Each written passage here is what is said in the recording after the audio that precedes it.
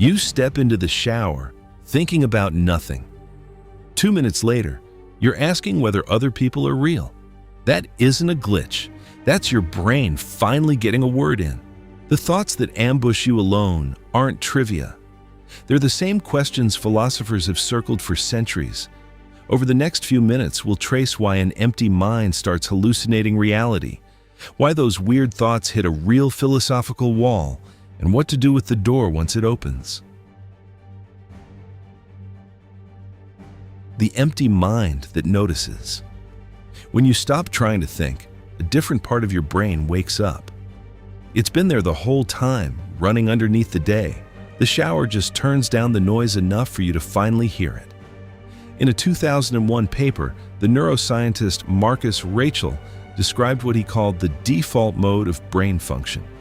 He noticed that when people in a scanner stopped working on tasks, a whole network of regions lit up instead of going quiet.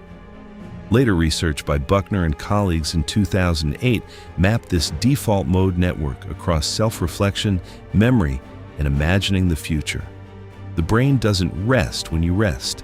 It turns inward. Think about where your strangest ideas actually find you. Not at your desk, in the shower, on a walk, stuck in traffic. The moment your attention has nowhere urgent to go, the inward network gets the microphone. The thoughts feel like they come from nowhere. They don't. They come from the part of you that's always been listening, and what it has to say next is stranger than you think.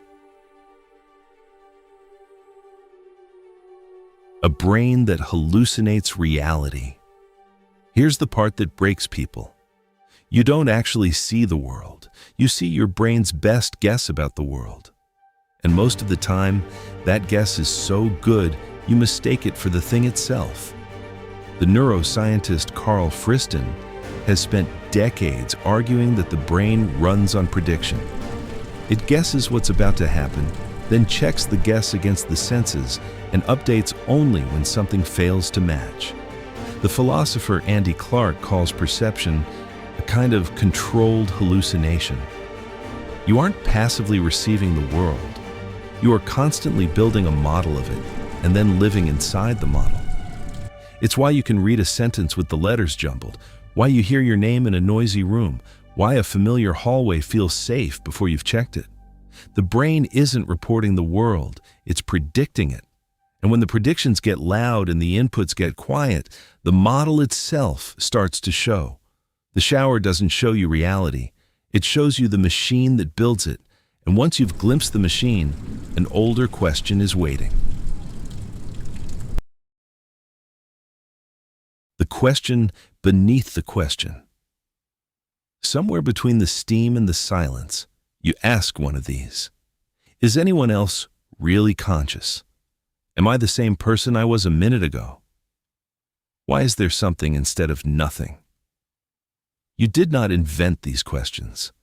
You walked into a room philosophers have been standing in for centuries.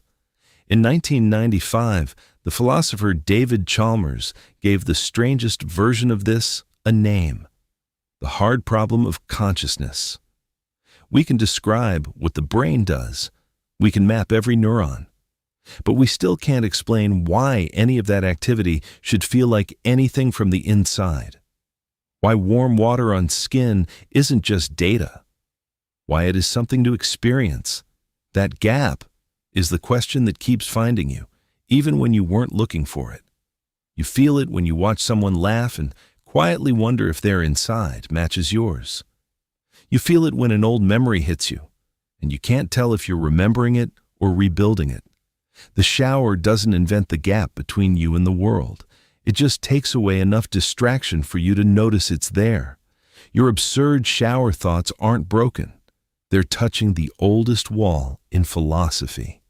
And the surprising thing is, your brain might already be working on the answer. The unconscious that solves. You felt this. You sit at the desk, grinding on a problem and get nowhere. You stand up to make coffee, and the answer arrives in the kitchen. The shower is the same trick on a longer leash. Stepping back isn't quitting. It's how the deeper machinery gets to work.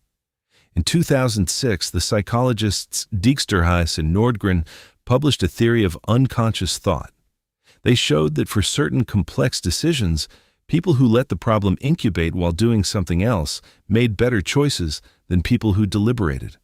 In 2016, the neuroscientist Roger Beatty and his team found that the default mode network plays a major role in creative thinking, especially when it works alongside the brain's control systems.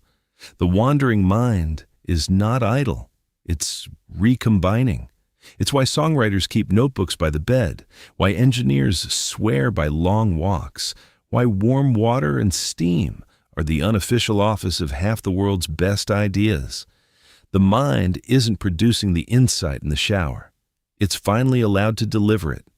Your wandering mind isn't wasting your time. It's running a back channel you couldn't hear over the day. The only real question is what you do with that signal when it shows up. Living with the open door. Once you know the shower isn't a glitch, two reactions are tempting. Dismiss the thoughts as nonsense, or treat them as cosmic revelation. Both miss the point. The signal is real, but you still have to live in the world the model builds. The same default mode network that hands you strange questions is also linked in studies by Mason and colleagues in 2007 to a wandering mind in everyday life. Other work has connected overactive mind wandering to lower momentary happiness.